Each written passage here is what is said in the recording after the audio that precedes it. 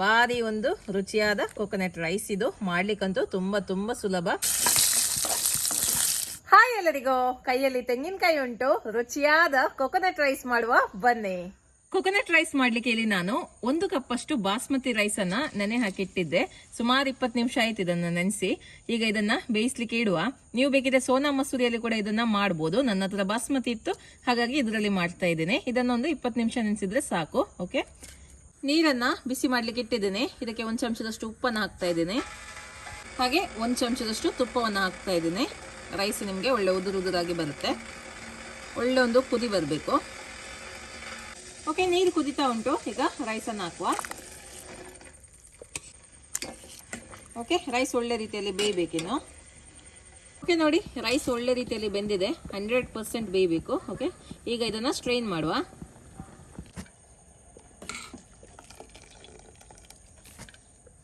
ಈಗ ಒಂದು ಕಡಾಯಿಗೆ 2 ಚಮಚದಷ್ಟು ತುಪ್ಪವನ್ನು ಹಾಕ್ತಾ ಇದ್ದೀನಿ.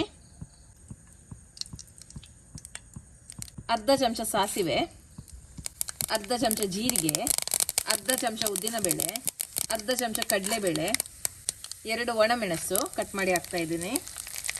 ಸ್ವಲ್ಪ ಕರಿಬೇವಿನ ಸೊಪ್ಪು, ಒಮ್ಮೆ ಮಿಕ್ಸ್ ಮಾಡುವ. 1 ಇಂಚಷ್ಟು ಶುಂಠಿ, 2 ಹಸಿಮೆಣಸಿನಕಾಯಿ,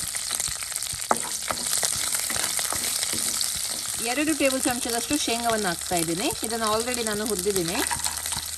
ಹಾಗೆ 2 ಟೇಬಲ್ ಚಮಚದಷ್ಟು ಗೋಡಂಬಿ.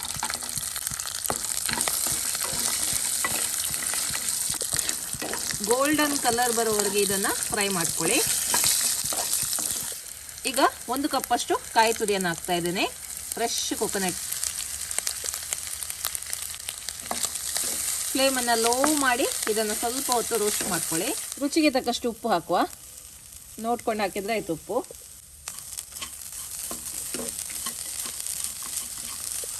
ರೈಸ್ ಹಾಕ್ತಾ ಇದ್ದೀನಿ. ಮಿಕ್ಸ್ ಮಾಡುವ. ಕಾಯಿ ತುರಿ ನೀವು ಹೆಚ್ಚು ಕಡಿಮೆ ಮಾಡ್ಬೋದು. ರೈಸ್ ಕ್ವಾಂಟಿಟಿ ಮೇಲೆ ಡಿಪೆಂಡ್ ಆಗುತ್ತೆ. ಲಾಸ್ಟಲ್ಲಿ 1/4 ಕಪ್ ಅಷ್ಟು ಕಾಯಿ ತುರಿ ಮತ್ತೆ ನಾನು ಹಾಕ್ತಾ ಇದ್ದೀನಿ. ಜಸ್ಟ್ ಫ್ರೆಶ್ ಕೊಕೊನಟ್ ಇದು ಒಂದು ಫ್ಲೇವರ್ ಬರಲಿಕ್ಕೆ.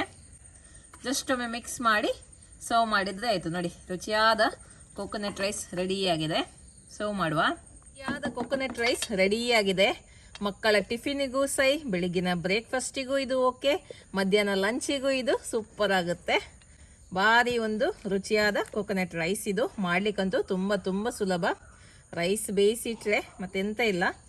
ಯಾವಾಗಲೂ ಒಂದೇ ರೀತಿ ರೈಸ್ ತಿಂದು ಬೇಜಾರಾಗಿದ್ರೆ ಈ ಥರ ವೆರೈಟಿಯಾಗಿ ಕೋಕೋನಟ್ ರೈಸ್ ಮಾಡಿ ನೋಡಿ.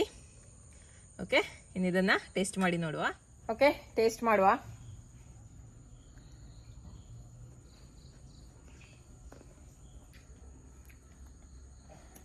ಭಾರಿ ಒಂದು ಒಳ್ಳೆಯ ವೆರೈಟಿ ರೈಸ್ ಇದು.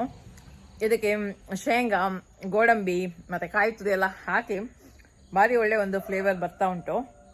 ಮತ್ತೆ ಎಂತ ಗೊತ್ತುಂಟ, ಇದಕ್ಕೆ ಸೈಡ್ ಡಿಶ್ ಅಥವಾ ಕರಿ ಎಂಥದ್ದು ಬೇಡ, ಪ್ಲೇನ್ ಆಗಿ ಹೀಗೇನೆ ತಿನ್ಬೋದು. ತುಂಬ ಚೆನ್ನಾಗಿರುತ್ತೆ. ಬ್ರೇಕ್ಫಾಸ್ಟಿಗೆ, ಮಕ್ಕಳಿಗೆ ಟಿಫಿನಿಗೆ, ಮಧ್ಯಾಹ್ನ ಊಟಕ್ಕೆ ಎಲ್ಲದಕ್ಕೂ ಸೂಪರ್ ಇದು. ಖಂಡಿತವಾಗಿ ನೀವು ಕೂಡ ಇದನ್ನ ಮನೆಯಲ್ಲಿ ಟ್ರೈ ಮಾಡಿ ನಿಮ್ಮ ಅಭಿಪ್ರಾಯವನ್ನ ನನಗೆ ತಿಳಿಸಿ. ಓಕೆ, ಬಾಯ್.